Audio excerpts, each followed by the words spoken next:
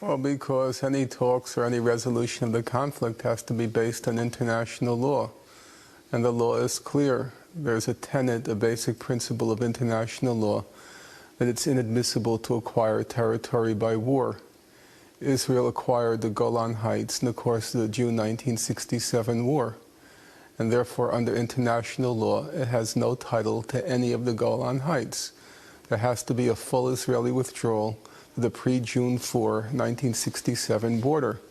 That's a precondition. You can't resolve any conflict unless there are basic principles. And the principles for resolving the Israel-Palestine conflict or Israel-Syria conflict has to be international law. Just a couple of days ago, Israel's Deputy Foreign Minister, Danny Ayalon, paid a visit to our studio. Just listen to what he said. It's coming right up. Hamas is the real enemy of peace. Hamas is enemy of the Palestinian interest. By the way, Hamas does not represent Palestinian interest, but Iranian interest. They're being helped and supplied and financed and equipped by Iran with the same ideology of Sharia, you know, of a very, very radical Islamist entity. It's pretty clear what he's saying. The onus rests with Hamas, or Hamas as he calls it. What's your take on this? Well, it's not as if Hamas has been around since eternity. The Israelis had the option of settling the conflict with the Palestinians before January 2006, when Hamas was elected into office. If Hamas is the obstacle, then why weren't they able to settle the conflict before Hamas was elected into office? Because they refused the terms of the international community. Every year, as it happens in November this month, the international community votes on a resolution at the United Nations General Assembly to settle the conflict. And every year the vote is the same. The whole world on one side, 161 nations last year. And then there are the United States, Israel, Nauru, Palau, the Marshall Islands, Micronesia, and sometimes Australia on the other side. The problem is not Hamas. Hamas has repeatedly said it is willing to settle the conflict in the June 67 border. But still they refuse to recognize the state of Israel. Well, they refuse to recognize what they call the legitimacy of the state of Israel. But under international law, they're not obliged to recognize the legitimacy of the state of Israel. If you go back, for example, 1947, Gandhi said he'll accept the reality of Pakistan, but he would never accept the legitimacy of the state of Pakistan. And Hamas is not expected to be held to a higher level of diplomacy than Gandhi. Gandhi said, Pakistan is a reality which I'm forced to accept, but I don't accept it as legitimate. And that's the same position of Hamas. They said, well, settle the conflict in the June 67 border. But things then, this is what makes Jerusalem unwary of Hamas, because they keep saying, how can we have a neighbor which doesn't recognize our legitimacy? Yeah, but you see, the problem is, listen to your own language. You're just spouting Israeli propaganda. Why are you saying Jerusalem?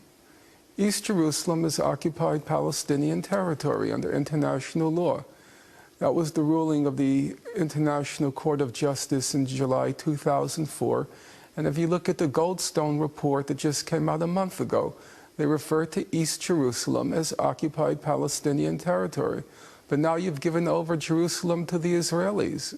You're just repeating Israeli propaganda. They have no title under international law to East Jerusalem. But speaking of what you call my Israeli propaganda, which I'll refute, but anyway, you're on record for saying that Israel is a terrorist state, that it's a lunatic state. I saw that in the Turkish English language daily, Today Saman. Don't know if they quote you correctly, but anyway, why do you use such stark language about a state which is essentially just defending its own right to exist? Okay, you accuse me of using stark and provocative language. So let's take the renowned international jurist Richard Goldstone, the person who was the chief prosecutor for the war crimes in Rwanda and war crimes in Yugoslavia. And he came out a few weeks ago with a report on what Israel did in Gaza approximately a year ago. And he said, and now I'm quoting him, he said the purpose of what Israel did was to, quote, punish, humiliate, and terrorize a civilian population. Terrorize a civilian population.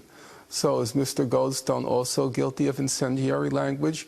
or is he simply accurately reporting what happened? Terrorism is a fact, and terrorism refers to the targeting of civilians and civilian populations and civilian infrastructure to achieve a political end. And Israel routinely targets civilians and civilian infrastructure to achieve political goals. So it's terrorism. A terror state, what you're well, saying. it's terrorism. I mean, I can't help it if that's what Israel chooses as its targets. Can I ask you, do you think that If Israel chose military combatants and military infrastructure, then it wouldn't be a terrorist state, but that's not what it chooses to do. terrorist state or self-defense, you know, it depends on the eye that looks at it? No, even if you're engaging in self-defense, let's say for argument's sake, Israel were engaged in a war in self-defense in Gaza, for argument's sake. That still means you can engage in terrorism.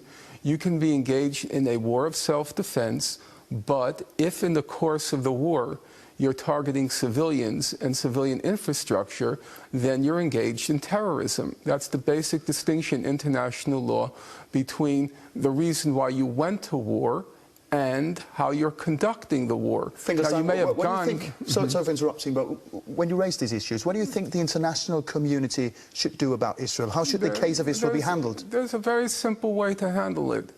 They should enforce the law.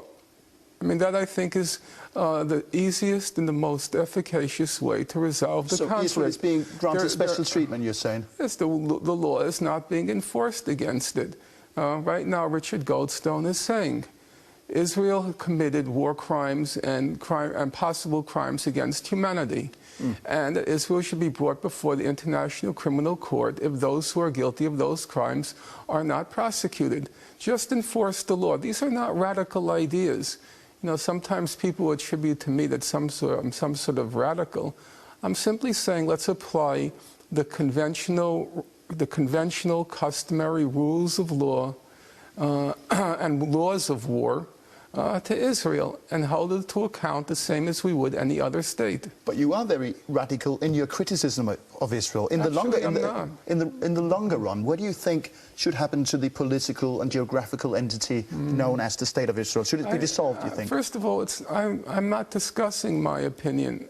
I'm discussing, what I try to put forth is what the international community has resolved on. But I'm asking your opinion about Israel's future. My opinion, honestly, it's not a claim of false humility, but my opinion I don't consider to be important. If I were an important moral authority or a moral voice, if I were a Nelson Mandela or a Mahatma Gandhi or a Bishop Tutu, yeah, I would say my opinion is important. But I'm just a fellow who's done some research from Brooklyn, New York.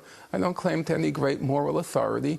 And I'm simply saying that based on the research, it's pretty clear that the problem with the conflict is that the international community does not hold Israel to basic principles of law and the laws of war as it would to any other state. And that's the problem. Professor Finkelstein, thank you very much for being with us. Thank you.